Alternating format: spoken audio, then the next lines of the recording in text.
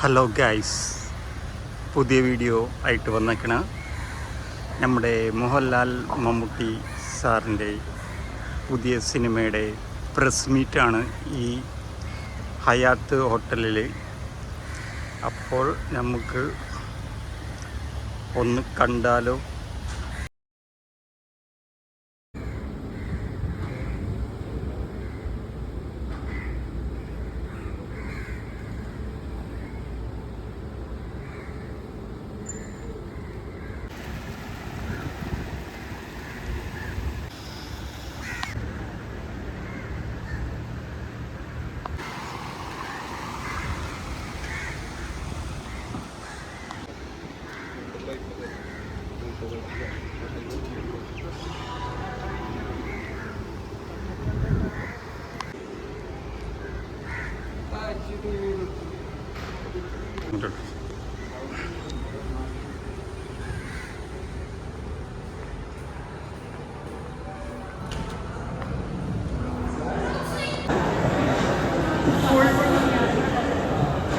ും 131 ദിവസം നീണ്ടു നിന്ന ചിത്രീകരണമാണ് ഈ ചിത്രത്തിൻ്റെത്. എവിടെയൊക്കെയാണ് ഇത് ചിത്രീകരിക്കപ്പെട്ടത്? I can read out the list for all of you. Azerbaijan, London, Sharjah, Abu Dhabi, Sri Lanka, Delhi, Hyderabad, Mumbai, Kerala. ഇവിടുത്തെ എല്ലാം സ്പെക്ടാക്കുലർ വിഷ്വൽസ് നിങ്ങളുടെ മുന്നിലേക്ക് ഈ സിനിമയിലൂടെ എത്താൻ പോവാണ്.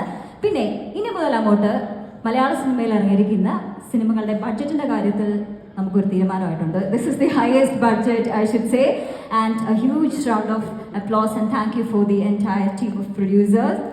പിന്നെ ഇനിയാണ് വലിയ ഏറ്റവും വലിയ കാര്യം. 18 വർഷങ്ങൾക്കിപ്പുറം അവരൊന്നിക്കുകയാണ് സുഹൃത്തുക്കളെ. 18 വർഷങ്ങൾക്കിപ്പുറം നമ്മുടെ സ്വന്തം മമ്മൂക്കയും ലാലേട്ടനും ഒരുമിച്ച് സ്ക്രീനിൽ ഒരിക്കൽ കൂടെ വരാൻ പോവാണ്. കൊതിയായിട്ട് വയ്യ കാണാൻ. Actually I can not wait for May 1st for the movie to get released.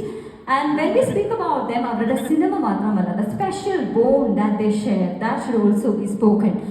1981 അവരുടെ ഒരുമിച്ചുള്ളൊരു സിനിമ യാത്ര ഇൻ മൂവി കോൾ ഊതി കാച്ചിയ പൊന്ന് അവിടെ നിന്ന് തുടങ്ങുകയാണ്.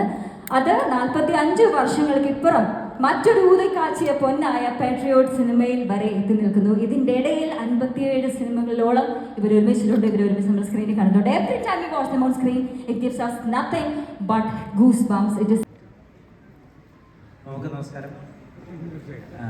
ഇപ്പം മമ്മൂക്ക പറഞ്ഞതുകൊണ്ട് മലയാളിയുടെ പദസമ്പത്തിൽ കയറിയിട്ടുള്ള ഒരുപാട് ഇംഗ്ലീഷ് വാക്കുകളുണ്ട്. ഇപ്പം മമ്മൂക്ക പറഞ്ഞതുകൊണ്ട് മലയാളിയുടെ പദസമ്പത്തിൽ കയറിയിട്ടുള്ള കുറേ ഇംഗ്ലീഷ് വാക്കുകളുണ്ട്. സെൻസിബിലിറ്റി, സെൻസിറ്റിവിറ്റി, അല്ലെങ്കിൽ quiet becoming an officer, bloody romantic ഒക്കെ. അപ്പോൾ പാട്രിയോട്ട് ഇറങ്ങിയതിന് ശേഷം ആളുകൾ സോഷ്യൽ ഇവാലുവേറ്ററിനെ പറ്റിയിട്ടും പെരിസ്കോപ്പിനെ പറ്റിയിട്ടും സോഷ്യൽ സ്കോറിനെ പറ്റിയിട്ടൊക്കെ അന്വേഷിക്കുന്നു, അറിയാൻ ആഗ്രഹിക്കുന്നു. പാട്രിയോട്ട് കണ്ടാലും അവർക്കുള്ളൊരു take away as an information social സ്കോറും സോഷ്യൽ ഇവാലുവേറ്ററും പെരിസ്കോപ്പും ഒക്കെ ആയിരിക്കും. അതെ, ഒന്ന് വിശദീകരിക്കാൻ ആണ് സിനിമ. ഞാനിപ്പോൾ ഇതെല്ലാം കൂടെ പറഞ്ഞാൽ പെരിസ്കോപ്പ് ഒരു സോഫ്റ്റ്വെയർ ആണ്. സോഷ്യൽ ഇവാലുവേഷൻ എന്ന് പറഞ്ഞ ഒരു സോഷ്യൽ ഇവാലുവേഷൻ എന്ന് പറഞ്ഞാൽ സോഷ്യൽ ഇവാലുവേഷൻ. പിന്നെ ഇതൊരു അവയർനെസ് സിനിമയെന്ന് വേണമെങ്കിൽ പറയാം.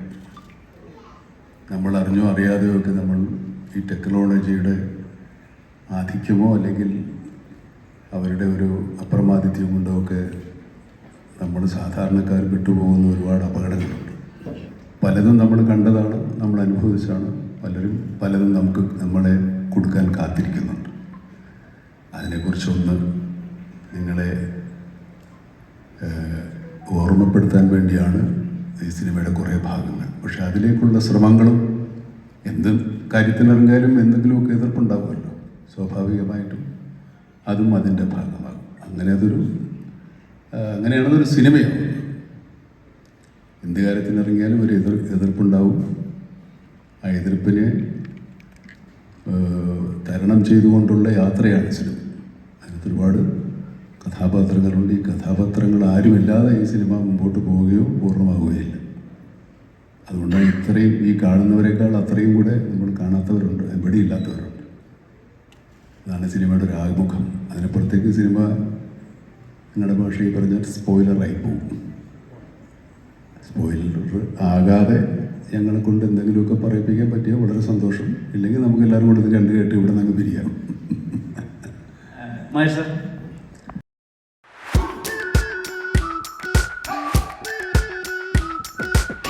We've been waiting for so long. We've been waiting for this time to begin. We ain't getting any older. I kinda feel a little younger.